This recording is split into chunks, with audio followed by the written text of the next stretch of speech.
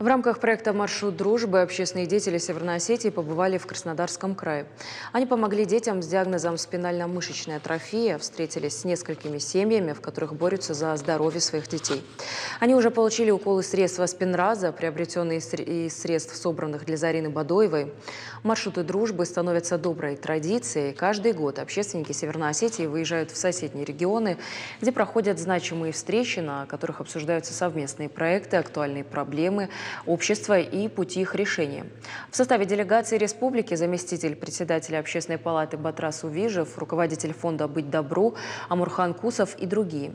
Общественники из Осетии также встретились с министром здравоохранения Краснодарского края Евгением Филипповым, членами организации общества осетинской культуры и милосердия.